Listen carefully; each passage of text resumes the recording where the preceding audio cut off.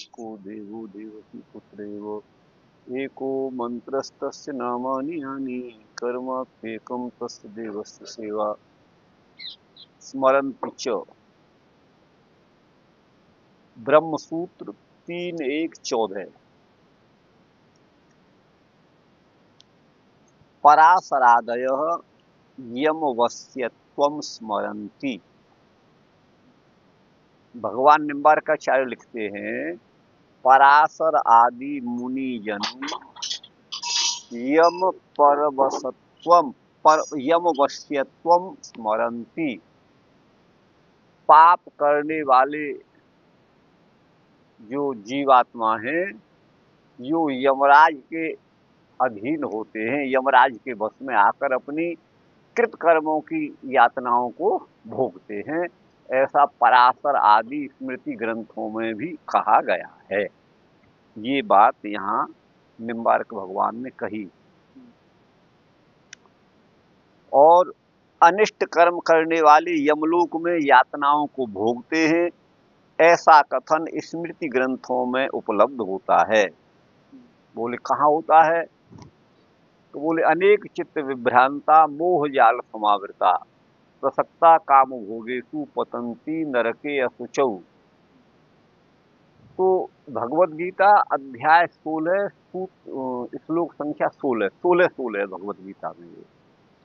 तो जिनका चित्त अनेक प्रकार से भ्रांतियों से युक्त है, जो मोह जाल से घिरे हुए हैं, वो अनिष्ट कर्म करने वाले अपवित्र नरक में पतित होते हैं।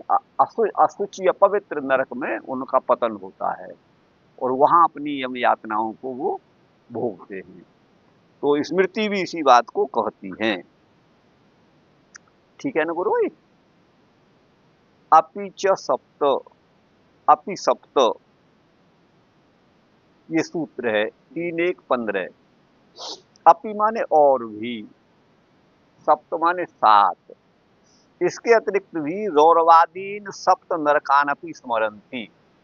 रौरव आदि प्रमुख 7 नरकों का स्मरण भी स्मृति ग्रंथों में किया गया है। ठीक है ना? तो रौरव आदि 7 नरक भी कहे गए हैं गुरु भाई, ऐसा ये कह रहे हैं। रौरव आदि 7 नरकों का उल्लेख स्मृति ग्रंथों में किया गया है, जहां पापी अपने पाप कर्म का फल भोगते हैं। ये इतना ही इसमें है। तत्रापि तद व्यापाराद विरोध। बोले आप तो अभी अनिष्ट कर्म करने वालों को यमलोक में दुख भोगने की बात अभी कही गई है, और यहाँ रौरवादी 7 नरकों की बात अलग कह दी। तो रौरवादी जो 7 नरक हैं, वहां तो यमराज का व्यापार नहीं होगा। यमराज उनको दंड नहीं देगा, वो तो अपने यमलोक में ही देगा। वहां तो अन्य अन्य उनके अधिष्ठाता होंगे रौरवादी नरकों में। तब उस बात को यहाँ पर कह रहे हैं भगवान सूत्रकार, तत्रापि माने उन रौरवादी नरकों में भी तद व्यापारात, अर्थात उस यमराज का कार्य व्यापार माने कार्य का अविरोध, कोई विरोध नहीं है। अर्थात विभिन्न नरकों में जो उनके लोकपाल नियुक्त हैं ना, वो सब यमराज के ही आज्ञा के अनुसार हैं। तो वहां भी यमराज का ही अधिकार है। जैसे प्रधानमंत्री केंद्र में है और मुख्यमंत्री उनके द्वारा नियुक्त हैं अपने प्रदेशों में, इस तरह से आप समझिएगा। तो उसी प्रकार से अन्य जो नरक हैं रौरवादी, वहां भी परमात्मा उसका यमराज का अनुशासन चलता है। उनके यमराज के कार्य का, व्यापार का कोई विरोध नहीं है। ठीक गुरु भाई? तो रौरवादी, हाँ, रौरवादेस्वपि चित्रगुप्तादि नाम अधिष्ठात्री नाम। बोले हमने तो ये सुना है कि रौरव नरक में चित्रगुप्त आदि उसके स्वामी अधिष्ठाता है, उस रौरवादी नरकों में। तो वही यहाँ तो यम की यातना नहीं है, यहाँ तो चित्रगुप्त आदि के द्वारा यातना दी जाती है। सभी लोग यम के वश में हैं, ये कैसे माना जाए? तो इस प्रश्न का उत्तर देते हैं कि गुप्त आदि जो अधिष्ठाता हैं रौरवादी नरकों में, वो भी यमायत्तया, आयत्त अधीन को कहते हैं। आयत्तता अधीनता, यमायत्तता तया, यमायत्तया है ना, यम की अधीन होने से। वो जो चित्रगुप्त आदि है वो भी यमराज के ही अधीन होने से। यमस्यैव व्यापारात, वहां भी यम प्रयुक्त व्यापार है, यम का ही आदेश वहां पर चलता है ना। तत्रापि माने वहां भी, तत्र अन्येपि अधिष्ठातार इति नास्ति विरोध।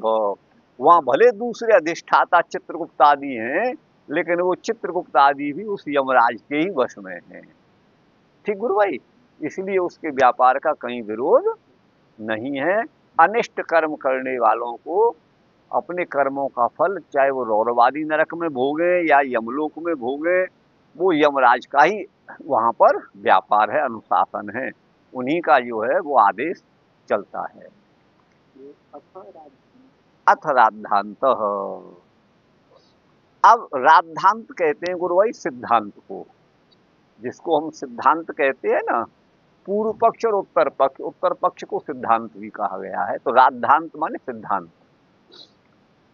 तो वस्तुतः अब अगला सूत्र है गुरु भाई, ये है यहाँ, तत्रापि च तद व्यापाराद विरोध, वही है। अब आगे विद्या कर्मणु रीतितु प्रकृतत्वात्, यही सूत्र है ना, विद्या कर्मणु रीतितु प्रकृतत्वात्।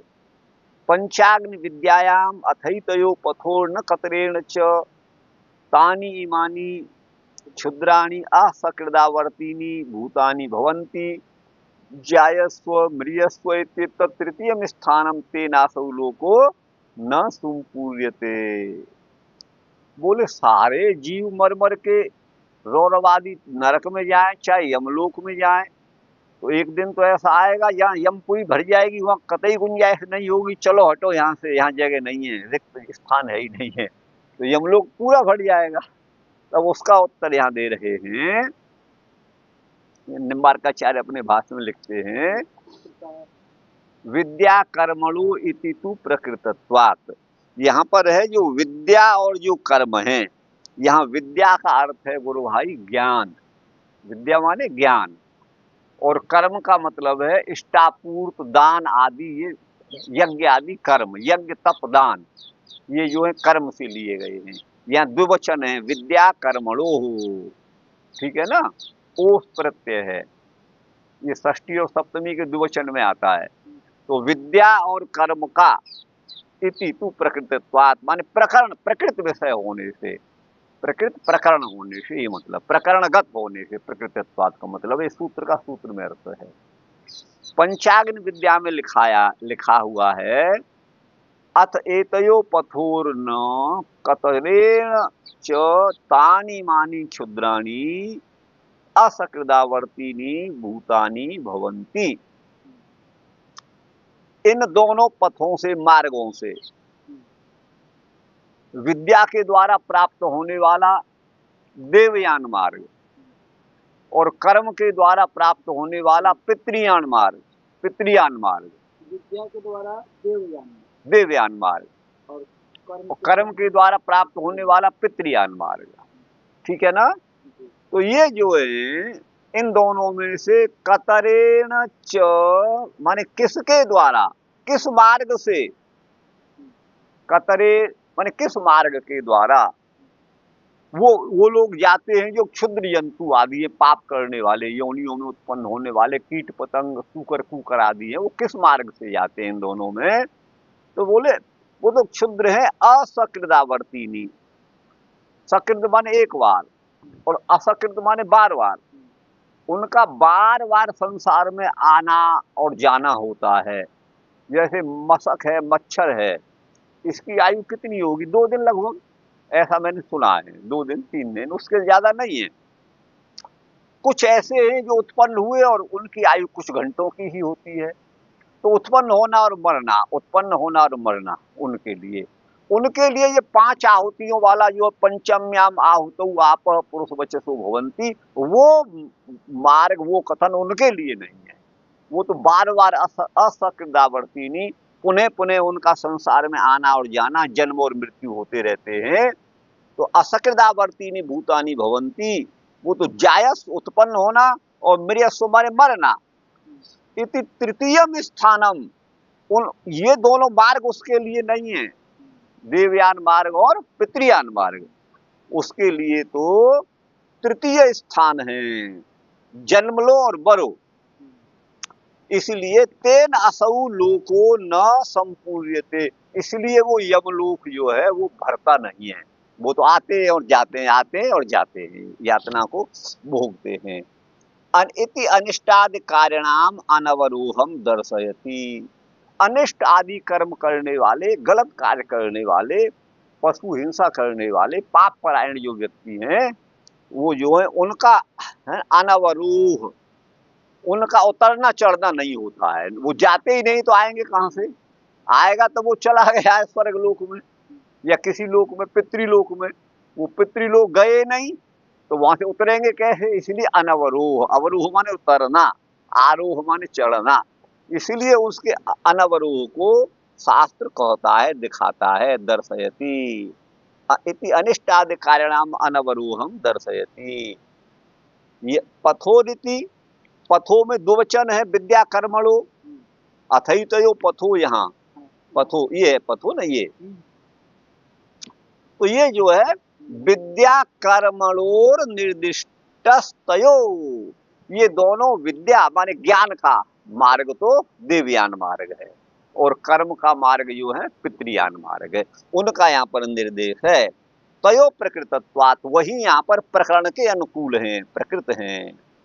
तद ये इत्थम विदुरिति देवयान पंथा इष्टापूर्तम दत्तमिति पितृयान, तद तद य इत्थम विदु, ये है, ये माने जो ज्ञानी पुरुष परमात्मा को यथार्थ रूप से जानते हैं, उनके लिए तो देवयान मार्ग हो गया।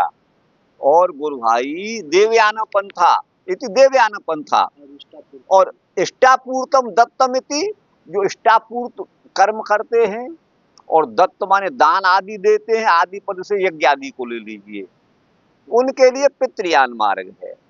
तयो अन्यतरेणापि, इन दोनों मार्गों में से, देवयान और पितृयान, एक मार्ग से भी ये न गच्छन्ति, जो नहीं जाते हैं, तानी इमानी, वो जो है भूत प्राणी क्षुद्र जंतु पाप कर्म करने वाले, वो तृतीय स्थान भांजी, तृतीय स्थान के भागी होते हैं।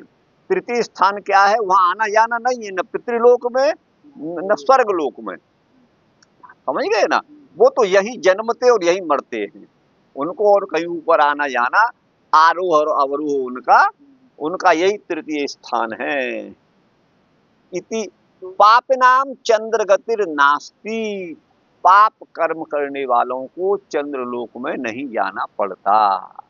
फिर यहाँ जब वो जाएगा ही तो फिर नरक लोक में तो कोई जा नहीं। ये नरक ही तो है, यहाँ क्षुद्र कीट पतंग आदि, यहाँ समझ रहे हैं ना?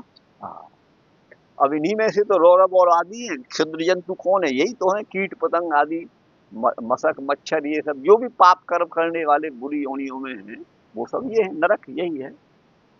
तो ये अब वैसे तो अभी मैंने अपनी व्याख्या नहीं की, लेकिन इसमें जो अपिच सप्त है ना, उसमें एक अर्थ ये भी निकलता है कि ये जो नरक के स्थान है वो रौरवादी नरक हैं, लेकिन इसका दूसरा अर्थ ये भी मैं अपनी तरफ कह रहा हूं आपसे, अन्य शास्त्रों में ऐसा मैंने पढ़ा है, ग्रंथों में, तो ये और कहीं नहीं है, ये 7 नरक के स्थान, नरक में ले जाने वाले 7 स्थान, नरक में ले जाने वाले 7 जो स्थान है वो इस मानव देह में ही है। मन और बुद्धि 2 स्थान हो गए, और 5 ज्ञानेंद्रियां हमारी हो गई, यही हमको विषय की ओर आकृष्ट करती हैं। नेत्र हमको रूप में आकृष्ट करता है, तो रूप के द्वारा वो आत्मा का बंधन हो जाता है, आपको बता दें, और वो नरकपात फिर हो जाता है। हमारा कान चाहता है, कान के द्वारा हम सुंदर शब्द सुनना चाहते हैं, और वो चाहे अश्लील हो या जो भी कुछ हो, हम उसी में आनंद अनुभव करते हैं। तो गलत बात का श्रवण जिसका होगा उसका मनन चिंतन भी होगा, उसकी गति भी गलत ही होगी, आपको बता दें। तो ये हमारी जो ज्ञानेंद्रियां हमारे अंदर ही बैठी हुई हैं और जो मन बुद्धि है, ये सातों मिलकर के यही गौरवादी नरक के कारण होते हैं। इसी कारण प्राणी को विभिन्न नरकों में जाना पड़ता है। अब पीछे सब अगला सूत्र जो कहा ना, उसका ये भी अर्थ हो सकता है। तो इस बात को भागवत में भी दो टूक तरीके से पंचम स्कंद में नहीं कहा गया है कि नहीं नरक इससे बाहर हैं या यही है।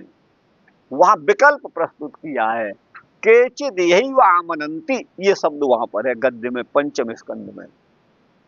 कुछ विद्वान इसी भूमि पर, इसी धरती पर स्वर्ग नरक आदि को कहते हैं, ऐसा वहां पर लिखा हुआ है, आपको बता दें। यद्यपि ऐसा नहीं है कि केवल पृथ्वी लोक ही है, क्योंकि लोक तो सूर्य लोक भी है, चंद्र लोक भी है, जिनकी चंद्र लोक की चर्चा भी हो रही है। तो अन्य लोक लोकांतर भी हैं, ऐसा नहीं कि वो लोक इसके अलावा कोई लोक नहीं है। चतुर्दश भुवनों को हमारे यहाँ बताया गया है, और चतुर्दश जो भुवन है, 14 लोक या कह लेते हैं चतुर्दश जो भुवन है, वो भी मानव देह में भी है और इस ब्रह्मांड में भी है, और ब्रह्मांड का ही संक्षिप्त रूप ये मानव देह भी है। इसमें भी ये 7 ऊपर के लोक भी हैं और 7 नीचे के लोक भी हैं, आप समझिएगा। 7 ऊपर के लोक क्या है, हम कभी बताए आपको? नहीं बताया ना, तो फिर तो बता दिया, तो कोई नहीं है। तो इस तरह से 14 भुवन इस देह में ही है। तो उसी तरह से ये स्वर्ग नरक आदि इस धरती पर भी हम देखते हैं। जो आनंदोपभोग कर रहा है वो उसे स्वर्ग माना जाना चाहिए, और जो दुखोपभोग में है, जिनको खाने का नहीं, रहने का नहीं, कहीं कुछ नहीं है, चाहे वो मनुष्य योनि में, चाहे सूकर कुकर आदि योनियों में कुत्ता डंडा ही खाता फिरता है, वो नरक नहीं तो और क्या है, आप समझिएगा, वो नरक ही है। आप तो ये यहाँ भी देखा जाता है। वैसे ये स्वर्ग नरक ऊपर भी हैं और यहाँ धरती पर भी हैं।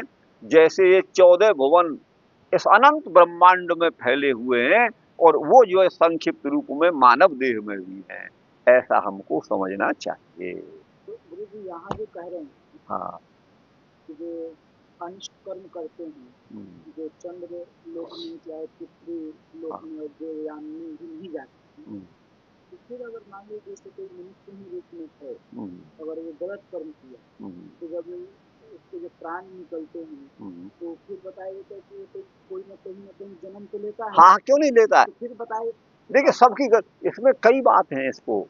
कई लोगों को तो पुनर्जन्म लेने में कई वर्षों बीत जाते हैं, और कुछ लोग तुरंत वहां जन्म ले लेते हैं, साल 6 महीने में, 2 महीने में, महीने में ही जन्म ले लेते हैं। ऐसा भी देखा जाता है, ये प्रत्यक्ष भी लोक में देखा जाता है, आपको बता दें। उन सब की व्यवस्था परमात्मा के द्वारा अलग अलग है, आपको बता दें। तो इसीलिए यहाँ पर तृतीय स्थान में वो सब आ जाएंगे, वो तृतीय स्थान में आ जाएंगे। उनकी न वो चंद्र गति होगी, न फिर और कोई गति होगी, वो तृतीय स्थान में सब आ जाएंगे। कहा जाता है मरने के बाद सब कोई जाता है धर्मराज के पास, वहां से फिर उसको या तो स्वर्ग लोक में या नरक लोक में नहीं, देखिए सब वही एक जगह, ऐसा कुछ नहीं है। ब्रह्मवेत्ता तो कहीं नहीं जाता है। हाँ, आप ये भी समझिएगा, जो ब्रह्मविद है, जीवन जीते जी मुक्त हो गया है, वो ऐसा जो महापुरुष, उसकी गति कहीं नहीं होती है। हाँ, क्यों नहीं होती आप पूछिएगा, तो आप कहेंगे ब्रह्मलोक में तो जाता होगा, तो वो ब्रह्मलोक में भी वो नहीं जाता है वस्तुतः। क्यों? कि ब्रह्म ही लोक है, और ब्रह्म कहाँ है? सब जगह है, तो वो जाएगा कहाँ? वो उसका सब कुछ जो है स्थूल सूक्ष्म देह यही छूट करके यही ब्रह्म में लीन हो जाता है, उसे कहीं आना जाना नहीं पड़ता है। जिसको पुनः कोई अपने भोगने, चाहे ब्रह्मलोक में ही जाना पड़े, इंद्रलोक से ऊपर, पितृलोक से ऊपर देवलोक, उससे ऊपर ब्रह्मलोक है, और ये ब्रह्मलोक जो परमात्मा की सन्निधि में है। यदि परमात्मा तो सबकी सन्निधि में है, लेकिन वो सुख और आनंद की दृष्टि से ऐसा कहा गया है कि ब्रह्मलोक जो है वो परमात्मा के, परम ब्रह्म के लोक के निकट है।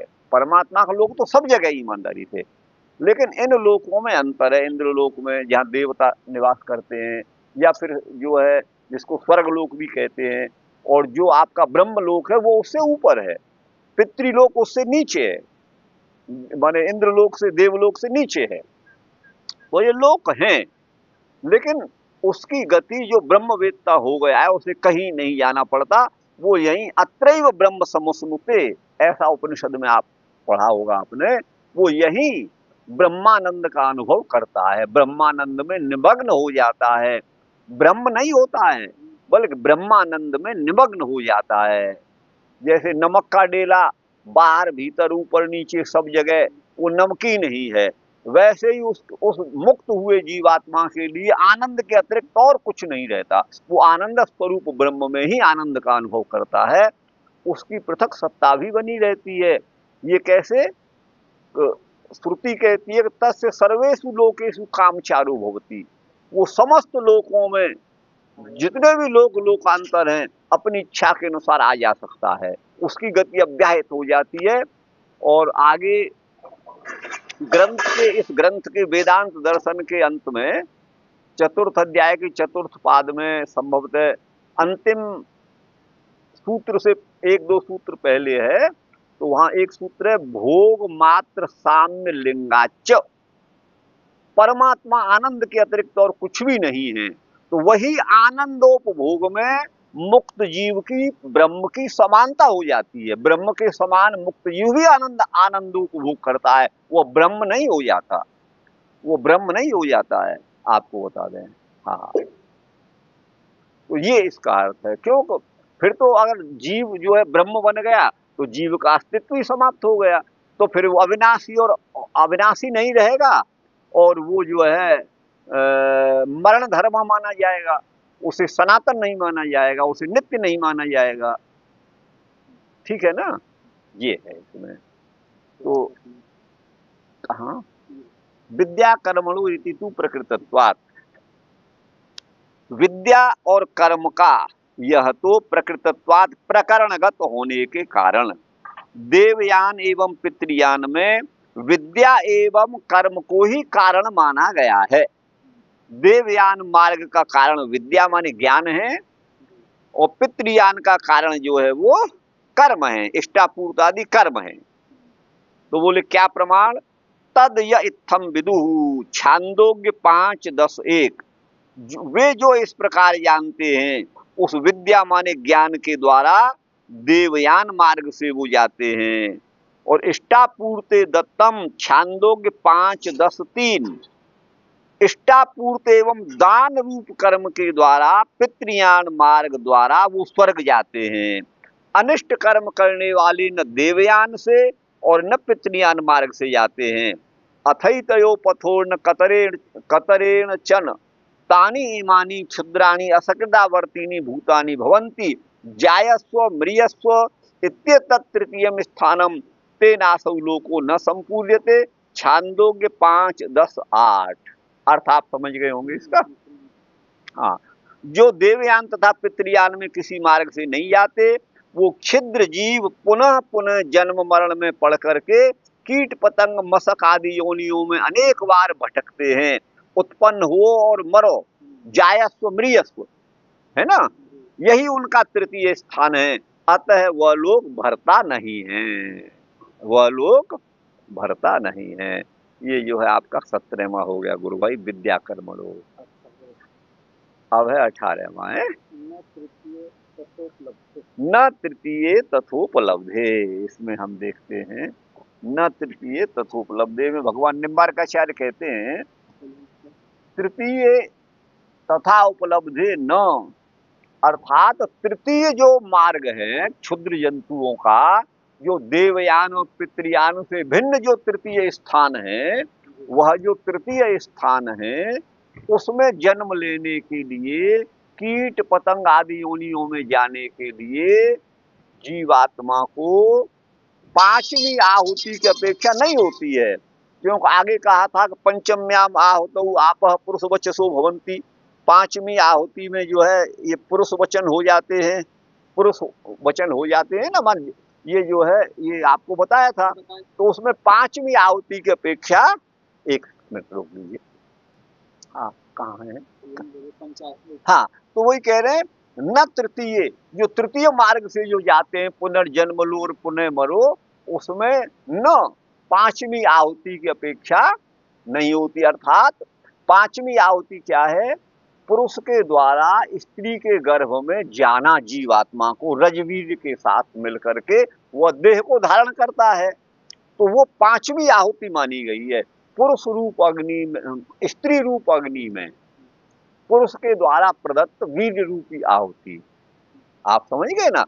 तब वो जो जीवात्मा उस पुरुष संज्ञक देह को, हाँ, उसको आप यूं कहा गया कि वो रजवीर तरल होते हैं, इसलिए उसको आपस कहा गया। बाकी वो अन्य सूक्ष्म भूतों की भी विद्यमानता है, लेकिन बाहुल्य के कारण वहां पर आपह पुरुष बच्चसु भवंती ये कहा गया है।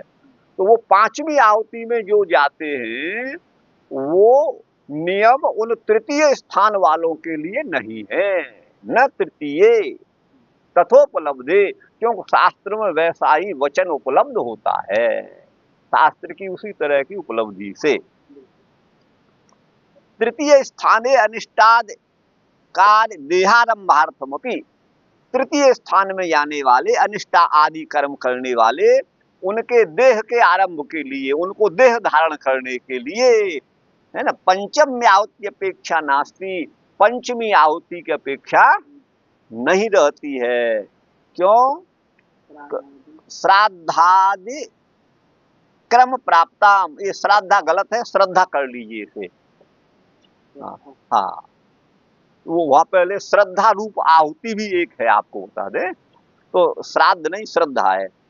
श्रद्ध आदि जो क्रम से प्राप्त होने वाली पंचम आहुति है, पंचम आहुति स्त्री के गर्भ में पुरुष के द्वारा डाली जाती है। तो पंचम आहुति के बिना भी जायस्व वो उत्पन्न होते हैं, तो देहारंभ की उपलब्धि उन कीट पतंग मशक मच्छर आदि का जो शरीर है वो पंचम आहुति की अपेक्षा नहीं। देखिए हमारा आपका शरीर तो रजवीर्य से, पिता का वीर माता का रज, दोनों मिलकर के हमारे आपके देह जो भी है वो बनते हैं, आपको बता दें।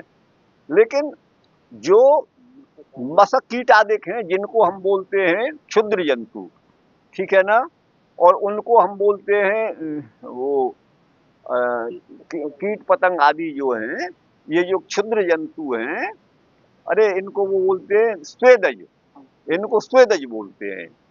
तो हम तो जरायु हैं, अंडज पक्षी होते हैं और ये होते हैं स्वेदज, तो इनको पंचमी आहुति की अपेक्षा नहीं रहती है। ये तो गोबर से गुबरीला पैदा हो जाता है, मच्छर पैदा हो जाते हैं, वो नर मच्छर और मादा मच्छर मिलकर के संतान उत्पन्न करें, ऐसा नहीं देखा जाता। तो उसमें पांचवी आहुति की अपेक्षा नहीं होती है। यही इसका भाव है गुरु भाई, आप समझ गए वाह। हाँ, ये है न तृतीय उपलब्धि, तृतीय मार्ग में उस प्रकार उपलब्धि शास्त्र वाक्य की उपलब्धि से न माने नहीं। देवयान एवं पितृयान इन दोनों मार्गों से भिन्न तृतीय मार्ग में पाप परायण जीवात्माओं के लिए कहा गया है।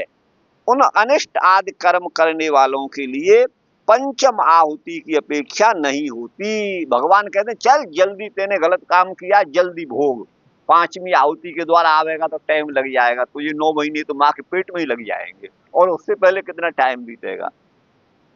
क्योंकि शास्त्र में ऐसा वचन उपलब्ध होता है, जायस्व म्रियस्व इत्येतत् तृतीयम स्थानम, ये छांदोग्य 5:10-8, जन्म लो और मरो, इस वचन की उपलब्धि होने के अनुसार कीट पतंग मशक आदि क्षुद्र योनियों के लिए पांचवी आहुति की अपेक्षा नहीं होती गुरु भाई, ठीक है ना।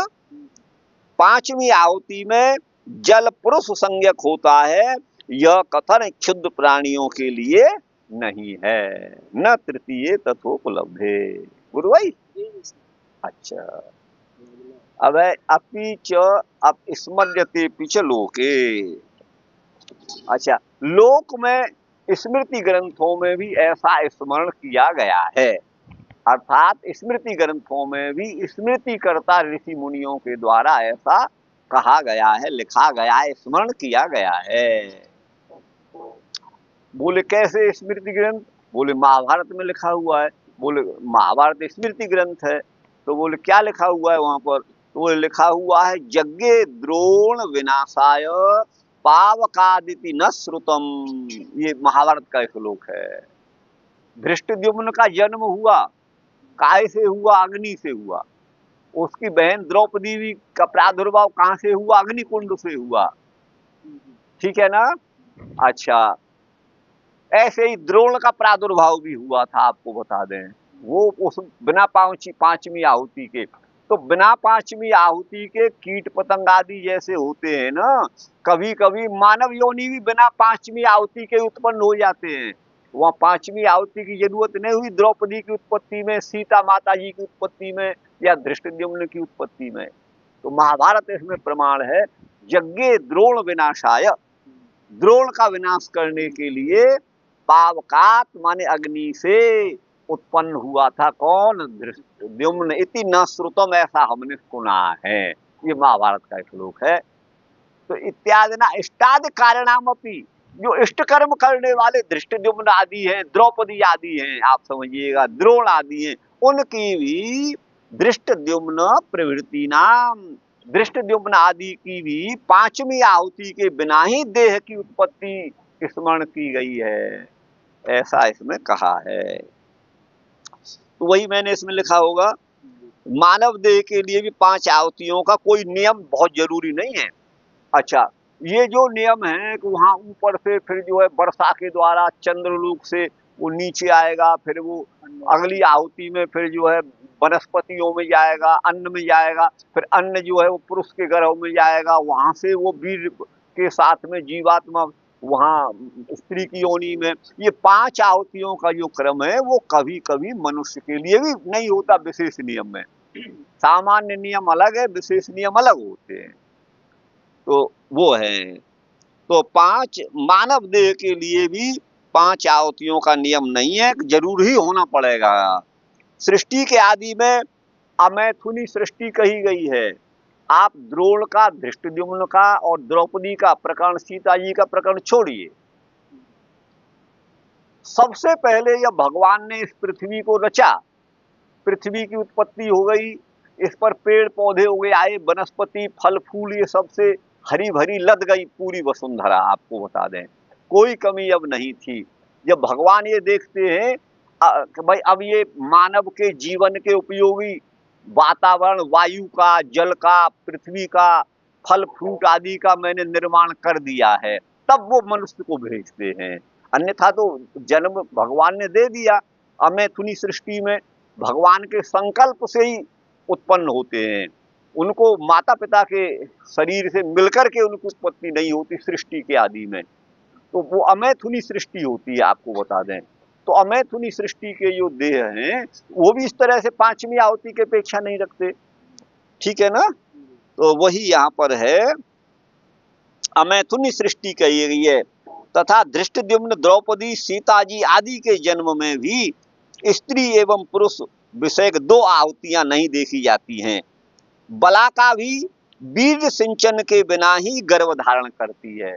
बलाका एक पक्षी होता है जो कमल के ऊपर भी बैठ जाती है, वो चिड़िया बलाका। वो उसको एक श्लोक हमने पढ़ा है था उसमें काव्य प्रकाश में, पश्य निश्चल निस्पंदा विष्णि पत्रे राजते बलाका, निर्मल मरकत भाजन परिस्थिता शंख सुक्ति रिव। जैसे निर्मल मल रहित साफ सुथरे मरकत मणि से बने हुए पात्र में कोई शंख सुक्ति, सफेद शंख सुक्ति रखी हो, ठीक उसी तरह से इस कमलनी के पत्ते पर बैठी हुई ये बलाका भी उसी तरह से सुशोभित हो रही है। तो अच्छा, बलाका जो है वो वीर्य सिंचन के बिना ही गर्भ धारण कर लेती है, आप देखिएगा। दूसरी बात, मोर आप देखते हैं, मोर, मयूर जो है वो अन्य पक्षियों के समान गर्भाधान नहीं करता। मयूर जो है वीर्य सिंचन नहीं करता। वो जो है जब मयूर नाचता है तो आपने देखा होगा कभी, उसके चारों ओर कई बार कई मोरनी आ जाती हैं। और उस मोर के आंखों से टपकने वाला जो अश्रु बिंदु है उसको ग्रहण करके ही वो गर्भवती हो जाती है। वो नियम उनके लिए नहीं है, उस तरह का नियम नहीं है, आप समझिएगा। तो जैसे बलाका बिना वीर्य सिंचन के गर्भ धारण करती है, ये सृष्टि बड़ी विचित्र है, आपको बता दें। हम कहें कि जैसे हमारी उत्पत्ति है वैसे सबकी होगी, ये संभव नहीं है। यही शास्त्र ये कह रहा है। तो वही है यहाँ पर गुरु भाई कि बलाका वीर सिंचन के बिना ही गर्भ धारण करती है। धृष्टद्युम्न आदि के शरीर की उत्पत्ति तो अन्य भूतों से युक्त जल से ही हुई है। वहां है, यद्यपि वो भी भौतिक हैं, लेकिन वो क्रम नहीं है उनका, पांचवी आहुति में जाओ तब जो है जन्म लो, वो नियम नहीं है। वो भी पांच भौतिक, जैसे हमारे पांच भौतिक दिए वैसे उनके भी वही है। ये इसका भाव है गुरु भाई। तो अब ये रहने दें, कितने हो गए, अब अगला और चलें। दर्शनाच्य, चलो हाँ चलिए दर्शनाच्य। बोले दर्शन माने देखा जाने से, श्रुति में ऐसा दृष्टिगोचर होने से भी सिद्ध, यही सिद्ध होता है दर्शनाच्य। बोले क्या, चतुर्वेदेषु भूतेषु, चार प्रकार के भूत माने प्राणी कहे गए हैं। कौन कौन, जरायुज, अंडज, स्वेदज और उद्भिज। तो इन चार प्रकार के भूतों में जरायु कहते हैं वस्तुतः जेर को। मनुष्य जब उत्पन्न होता है माँ के गर्भ से तो जेर, जरायु कहते हैं जेर को, जेर में लिपटा हुआ पैदा होता है। आपने देखा होगा बछड़ा को, और भैंस जब ब्याती है तो उसकी परिया पड्डा ये जो है वो जेर में लिपटे हुए पैदा होते हैं, आपको बता दें। तो उनको बोलते हैं जरायुज, जरायुज। अच्छा, लेकिन ये जो पक्षी है ना, इनको द्विज भी कहा जाता है। जैसे ब्राह्मण क्षत्रिय को द्विज कहा जाता है, वैश्य को, वैसे ही इन पक्षियों को भी द्विज क्यों कहा जाता है कि इनका दो बार जन्म होता है। एक बार तो माँ के पेट से अंडे में आ गया, अंडा उत्पन्न हुआ और फिर अंडा फोड़ करके दोबारा ही निकलता है, तो इनको अंडज बोलते हैं। इनकी पहचान क्या है अंडज की, जो हम जो जरायुज हैं, हमारे कान तो हमारी कनपट्टी से बाहर निकले हुए हैं, गाय के कान भी गाय के शरीर से बाहर निकले हुए हैं, शेर के, सबके आपने देखा होगा, क्योंकि हम जरायुज हैं, उनकी यही पहचान है। लेकिन आप देखिए पक्षियों के कान बाहर नहीं निकले हुए हैं, वो केवल छेद मात्र वहां होता है, चाहे वो चिड़िया रानी हो, चाहे चाचा कौआ राम हो। तो ये जो है अंडज की पहचान है, ये अंडज की पहचान है, जरायु अंडज। अच्छा, इनमें भी भगवान ने जो है अलग बनाया है। अब जो मांस भक्षी है, प्राणी हैं, उनका शरीर भगवान ने दूसरी तरीके से बना दिया है। क्या विशेषता है, उनके दांत नुकीले होंगे, डाल बड़ी मजबूत होंगी। एक बात तो ये होती है।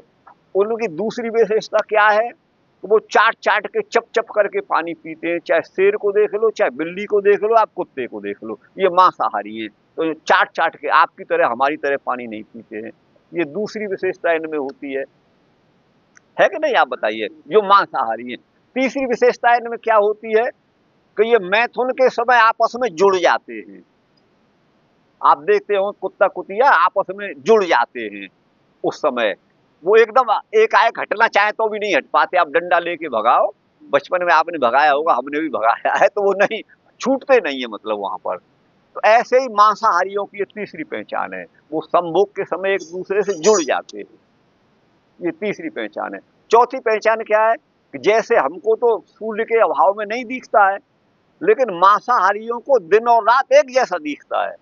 हाँ, ये इनकी पहचान है, आपको बता दें, ये इन्हें अलग विशेषता है। तो परमात्मा ने मनुष्य को मांसाहारी बना के नहीं भेजा, ये तो अपनी नालायकी से ऐसा काम करने लगा है, आपको बता दें। वो सब अलग भगवान की सृष्टि है और ये अलग है। तो ये बड़ी विचित्र रचना है। तो जरायु के बाद अंडज, अंडज के कान बाहर नहीं निकले होते हैं, आप देख लेना इसको, जरायु अंडज। अगला क्या है, स्वेदज। स्वेद नाम होता है वैसे पसीने का, पसीने में लथपथ हो गया वह, गर्मी से या कैसे भी पसीना आ गया। तो ये स्वेद पद जो है वो अन्य का भी उपलक्षण है, बोधक है। तो जैसे गोबर से गुबरीला पैदा हो जाता है, पानी में मच्छर पैदा हो जाते हैं, गंदगी में और नाना प्रकार के जंतु जो है वो पैदा हो जाते हैं। अच्छा, सिर को आप साफ नहीं करो तो जुआ उत्पन्न हो जाते हैं, यूका जिसको बोलेंगे, यूका, इनको जुआ को यूका बोलते हैं संस्कृत में। ये सब पैदा, अब इनको कोई उस तरह से माँ और बाप जो है पैदा थोड़े करते हैं, तो ये सब स्वेदज के अंतर्गत आते हैं। और उद्भिज क्या है? उद्भिज ऊपर फोड़ करके, भेदन करके जो निकलते हैं ना, पृथ्वी को फोड़ करके, वृक्ष हैं, वनस्पतियां हैं, औषधि हैं, ये सब उद्भिज में आते हैं। ये गेहूं जो चना ये भी उद्भिज में आएंगे, जो भूमि को फोड़कर। अच्छा, इनमें भी जीव है, ऐसा नहीं है, ये भी जीव है, इनमें भी जीव है। जैसे हमारे देह में अपना एक अभिमानी शरीर का अभिमानी चेतन जीव है, इनमें भी जीव है। एक बार जो है वो सैकड़ों वर्ष होने जा रहे हैं, नहीं हुए अभी तो 100 वर्ष या होने जा रहे होंगे, लगभग 70-80 जो भी वर्ष हुआ होगा।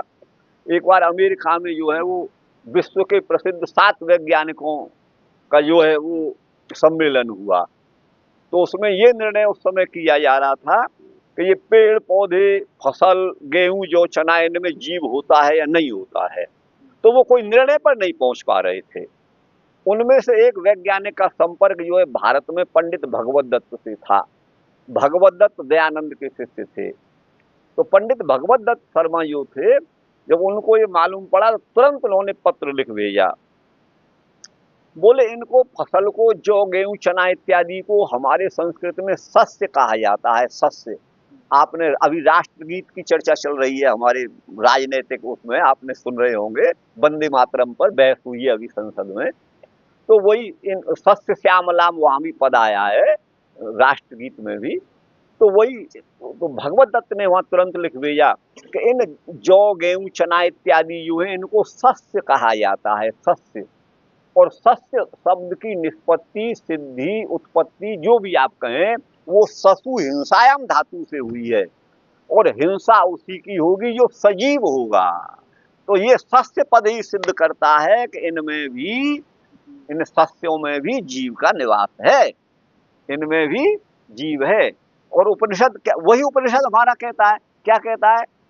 वृक्ष की जिस एक शाखा को जीव छोड़ देता है, उस वृक्ष का अभिमानी जीवात्मा वृक्ष में बैठा हुआ है, वो एक शाखा को छोड़ देगा तो वो शाखा सूख जाती है, दूसरी शाखा को छोड़ देगा वो दूसरी शाखा भी सूख जाती है, आप समझिएगा।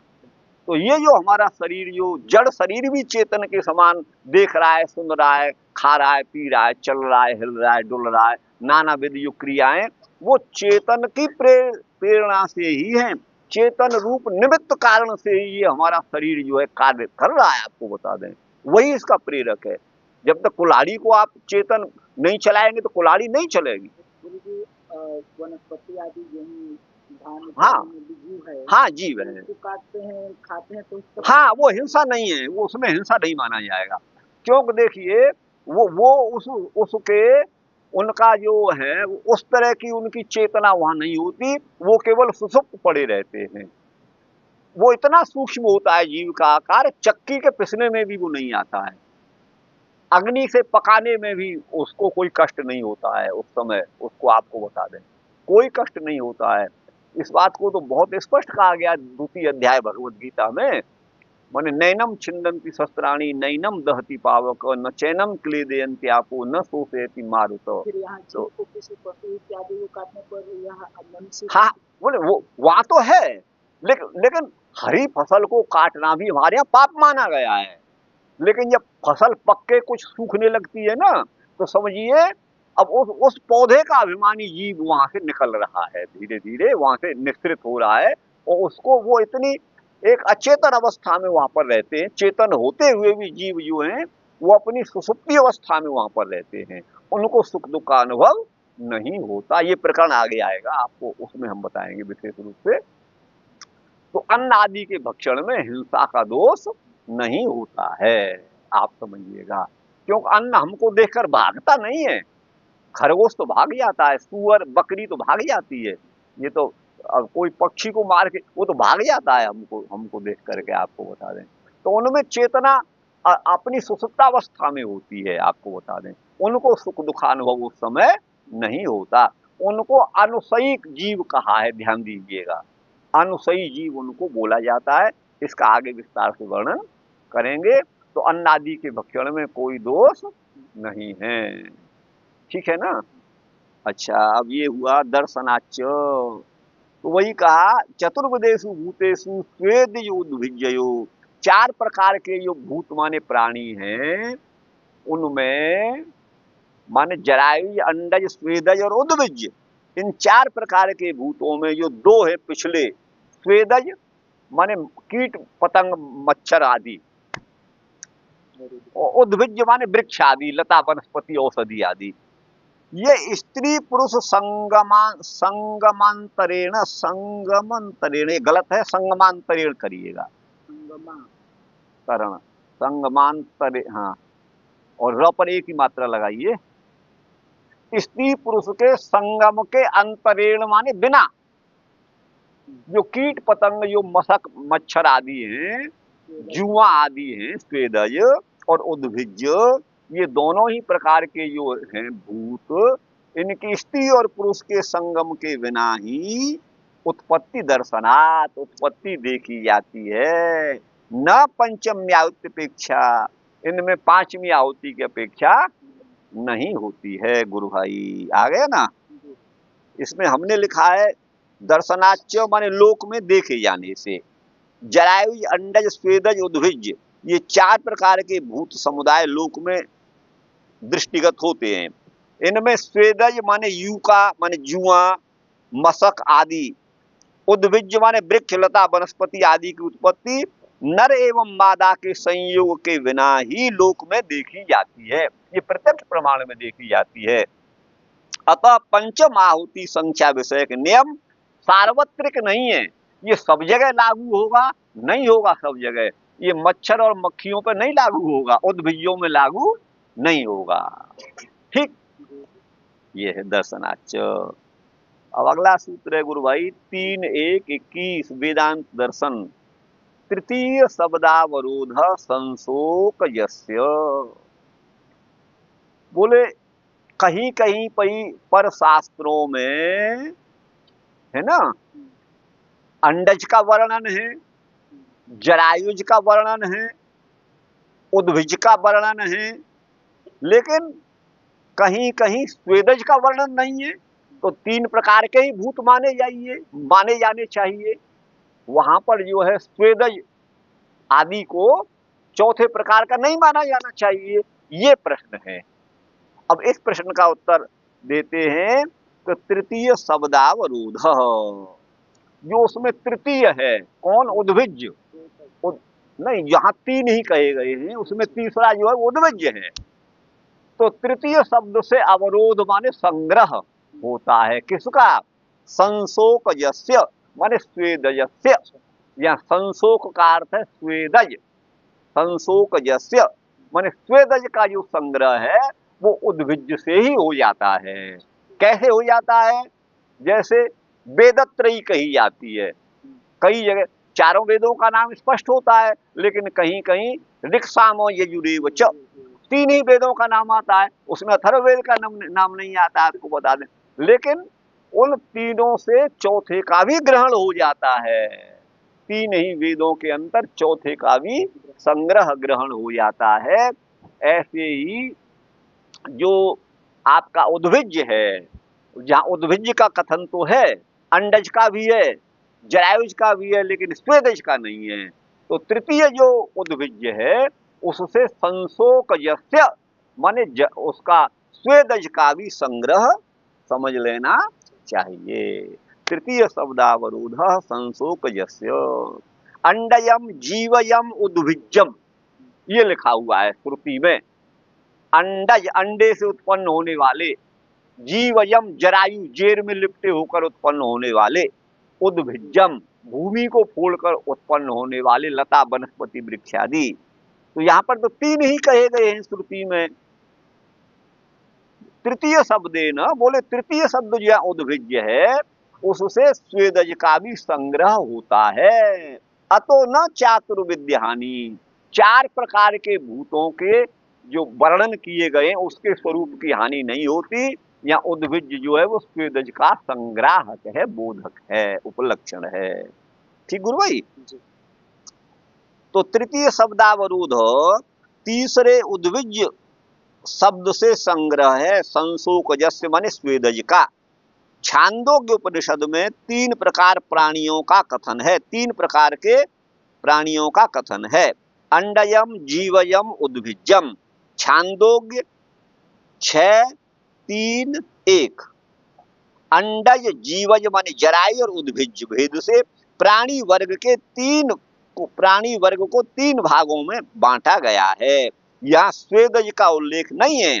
अतः सूत्रकार कहते हैं कि तृतीय जो उद्भिज शब्द है उससे स्वेदज का भी संग्रह हो जाता है, तथा अन्यत्र श्रुति में स्वेदज का भी उल्लेख है, अन्य जगह पर स्वेदज का भी उल्लेख है। ये आपका वेदांत दर्शन हुआ। श्री कृष्ण।